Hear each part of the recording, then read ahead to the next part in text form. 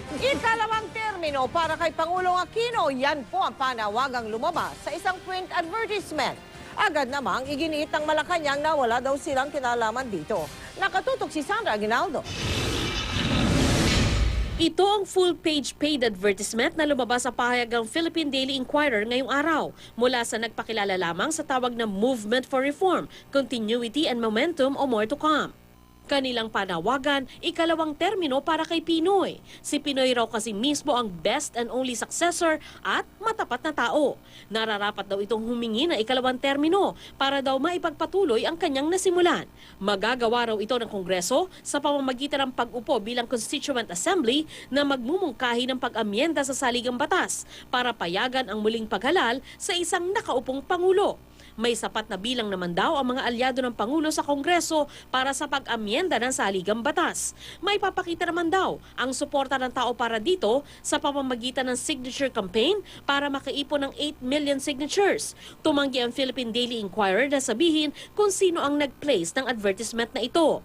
Ang oposisyon may hinala raw kung sino ang nasa likod ng kampanya para sa pagpapalawig ng termino ng Pangulo. Sinusubukan nila yan. Pag popular na yan, tsaka nila gagawin, di ba? Kaya puro trial balloon ngayon eh. Kung hindi talaga uubra o mananalo si Marojas, dapat may fallback plan sila. Pero giit ng Malacanang, wala silang kinalaman sa advertisement. Gayunman, hindi naman ito minasama ang pagsulpot ng ad. Siyempre nakikita yan ng mga tao, no? At nagiging hayag yan na patalastas, no? Imposible namang hindi mapansin. Ganito rin ang tingin ng ilang kaalyado ni Pangulong Aquino sa Liberal Party.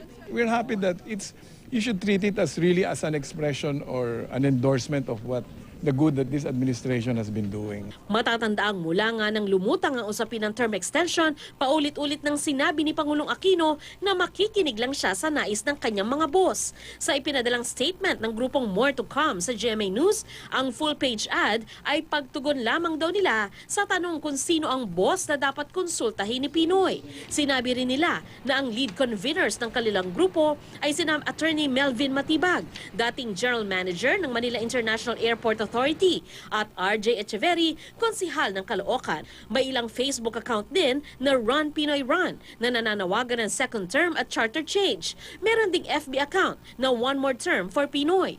Meron din namang ilang Facebook account na nagsusulong sa pagtakbo ni Secretary Mar Rojas. Kung kahapon na sa Zamboanga si Rojas, ngayon naman nagpunta siya sa Davao City kung saan ilang event ang kanyang dinaluhan. Sa Ateneo de Davao University, pinagmalaki ni Rojas ang mga reformang pinatutupad ng administrasyon. Dumalo din siya sa pagtitipon ng Liga ng mga barangay.